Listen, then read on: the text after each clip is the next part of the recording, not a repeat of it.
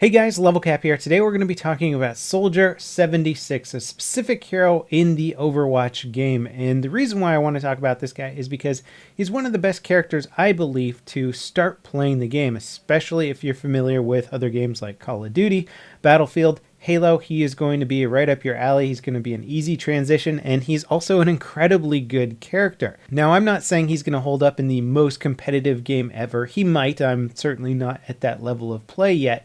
But for casual play, where you just end up on random teams with random players, he is an amazing character that can adapt to just about any situation. Now, the thing I like about Soldier 76 is that he's consistent. He does good medium range damage. He does pretty decent close range damage. He's got a nice little rocket launcher for taking care of snipers off in the distance or even blasting people in close quarters.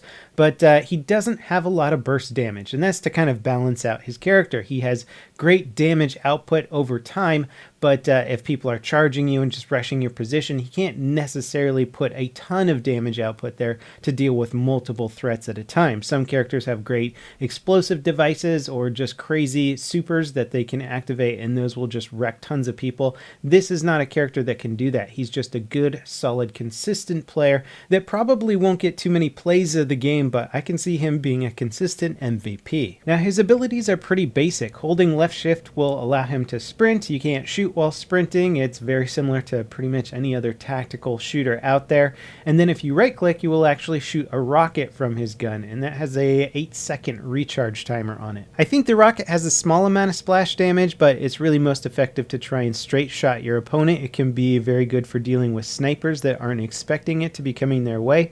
I'll pre-fire a lot of corners that people consistently peek, like Widowmaker or Hanzo. I can often get them at a range with it and then finish them off with a few shots if that one shot doesn't deal with them. It's also good for dealing with targets that are rushing you and you don't have quite enough damage output to kill them quickly enough. You can shoot them right in the face or shoot at the ground. Sometimes if it's a really fat tank, you can just shoot right at their face and it will deal massive damage, allowing you to hopefully take them on solo. His E ability is incredibly good, and he plants down a biotic shield which recharges your health over time. Think of a med pack from Battlefield 4. This has a 15-second cooldown, and I use it all the time to stay alive, and it's how I go on long kill streaks with Soldier 76. This biotic field can also heal your teammates, making him a great support player that can also dish out decent damage. I love using him in combination with somebody like a Reinhardt, because you can shoot through the shield, you can deal with people in close quarters when they come up to you, and then you can also heal yourself and Reinhardt. Now, his ultimate ability is a tactical visor. It's not necessarily the most damaging ultimate in the game, but it can be used against just about any target. A long-range target,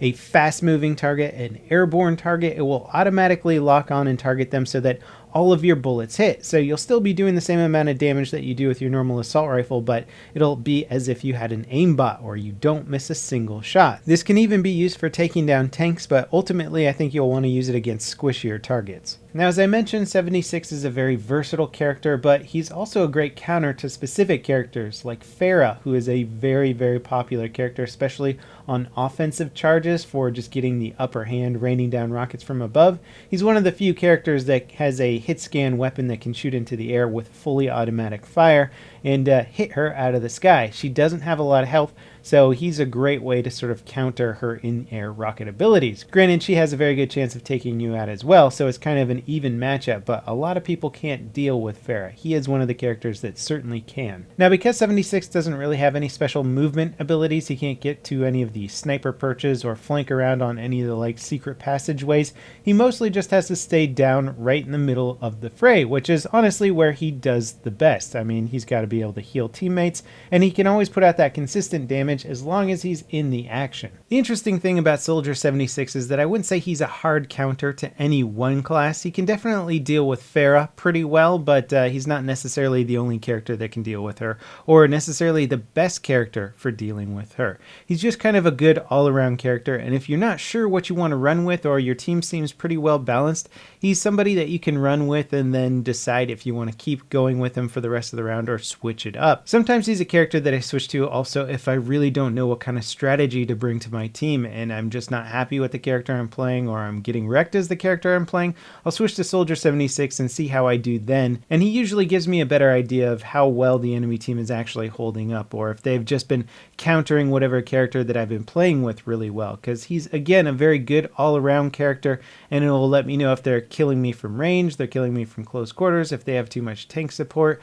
Whereas playing other characters that are a little bit more specialized, you might have a harder time figuring out the balance of your opposition. Now he has the standard 200 health, so you don't want to just go charging into combat expecting to be able to absorb any damage that comes your way. You want to make sure that you have some cover to run behind and plop down some heals, or a Reinhardt nearby to give you some cover so that you can plop down those heals and just keep your health up consistently. He's not a tank, but he can keep his health going. You can also plop down the healer mid-combat, which will allow him to tank some extra damage, and it's certainly a good way to play him defensively. Now here we are right in the middle of my 17 kill streak with this character. My team is aggressively pushing on to the point, which is sometimes a good thing to do. I start taking a lot of damage right at the start. I probably could have hung out behind Reinhardt, but I'm hitting these guys from a different angle that they weren't expecting here. So it's always good to engage your opponents from different angles, especially if they have their own Reinhardt, which can block all damage coming from one angle entirely. So they managed to clear the point a bit there, but I'm still here.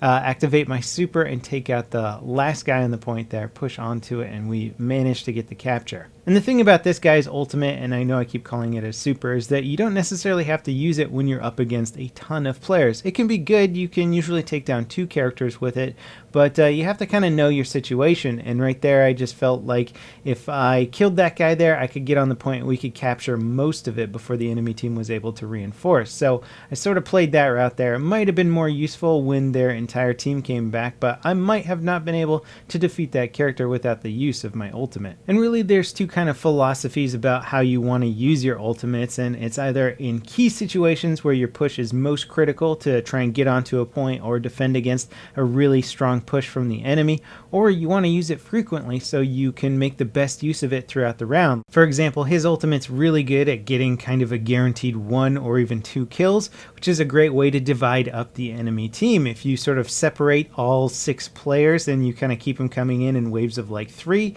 then they're never at their strongest. So ultimates that just take out a few characters at once are very good at doing that, and it can be a good thing to do even when it's not necessarily a super key situation, but more of a situation of just consistently killing the enemy team to keep them disjointed and not working together. And throughout this round, we have great teamwork from Reinhardt and Lucio, who is an awesome healer and combat. He's basically a combat medic, and he can make everybody around him either heal over time, or he can make them really fast. I would love to play around with the idea of running 2 Lucios, 1 set for speed, 1 set for health, and just watching everybody run around really fast and healing. That could be a very dangerous combination. And it's really fun to do some theory crafting with this game based on team setups, because you have 6 players and they can combo off of each other really well. So if you can control exactly what your team loadout is, I'm sure you can come up with some really crazy combinations that could be absolutely devastating. Anyway, I'm really enjoying Soldier 76. He's probably one of my best characters right now. He's probably also one of the easiest characters to get into play. So I would recommend starting off with him if you get into the Overwatch beta, and then progressing from there. Anyways, thanks for watching. Still enjoying the Overwatch beta immensely, and I'll see you guys next time. This is levelcap signing off.